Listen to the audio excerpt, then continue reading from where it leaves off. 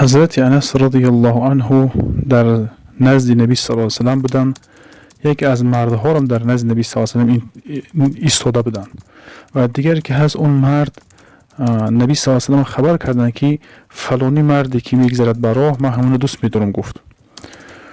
پیامبر گرامی صلی الله علیه و سلم گفتن که آیا خبر کردی اونو؟ گفتن گفت که نه. گفت اگه اعلیم هم گفت اون خبر کن که تو رو دوست می‌دارید.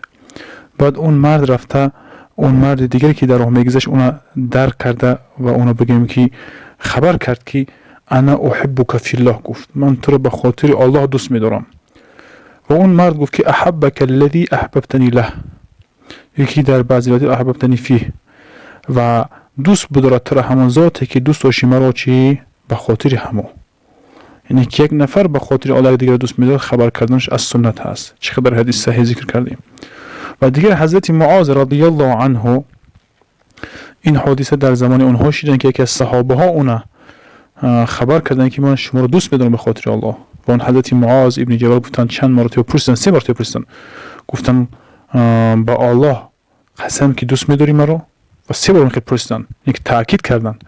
و اون صحابه گفت بله، گفت من به خاطر الله شما رو دوست می‌دارم. گفت اگه ابشر، خوش خبری. گفت من نبی صلی الله علیه و سلم شنیدم که الله پاک می‌فرموده است و گفته است در حدیث قدسی که واجب شده هست رازگی من، محبتی من برای این دو انسانی که یکدیگر را به خاطر الله دوست می‌دارن و به خاطر الله چی میکنن؟ محبت میکنن.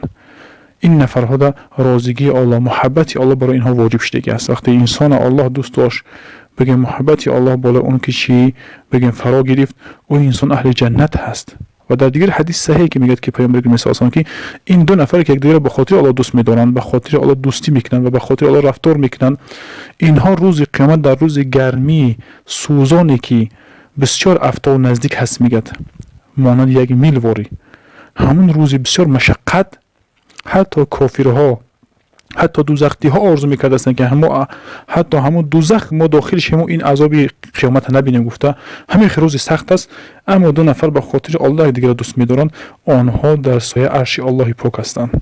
یعنی که عرش الله پاک بالای جنت الفردوس هست، آنها در جنت الفردوس راحت میکنن که در بالای جنت الفردوس راحت میکنن. به خاطر چی؟ به خاطر دیگر، به خاطر الله دوست داشتن و به سببی که آنها یکدیگر دوست می داشتن، به سبب مال، به سبب پول، به سبب یگان جاه این چیز نبود. تنها به خاطر رازگی الله محبت داشتن، یکدیگر خطی میشیشتن، یکدیگر خطی مثلا صحبت میکنن، یکدیگر خطی بگیم که ملاقات میکنن، هر چیزی که به خاطر الله بود. به اون خاطر محبت به خاطر الله، دوست داشتن به خاطر الله، این یکی از بزرگترین خصلت ها است و یکی از بزرگترین ثواب های هست که الله پاک دعا کنیم که یگان نفری مسلمان از این چیز محروم نسازد. و دیگر سنتش همین است که خبر کردن. وقتی که یک نفر دوست می‌داره انسان خبر کند. حضرت نبی صلی الله علیه و سلم صحابه را خبر می‌کرد. حضرت معاذ گفت که یا معاذ، گفت انا احبک فی الله، گفت من گفت شما تو را گفت به خاطر الله دوست می‌دارم. گفت و تو را یک نصیحت می‌کنم، وقتی که نماز می‌گذاری بعد نماز گو همین دعا را ترک نکن که اللهم اعیننی علی ذکرک و شکرک و حسن عبادتک. همین دعا را گفت میگم تا که بعد نمازات بخوان. گفت من تو را به خاطر الله دوست می‌دارم. گفت پیامبر گرامی صلی الله علیه و سلم به خاطر الله دوست می‌داشتن، صحابه را محبت داشتن. در حدیث دیگر میاد که دوست داشتنی انصار علامت ایمانداری است و بعد دیدن آن علامت منافقی است. یعنی که دوست داشتن وقتی یک نفر دوست می‌دارد به خاطر الله اون خبر کند که اون دوست می‌داشته است به خاطر الله، اینم از سنت بوده است. والله اعلم و علم. السلام علیکم و رحمت الله و برکاته.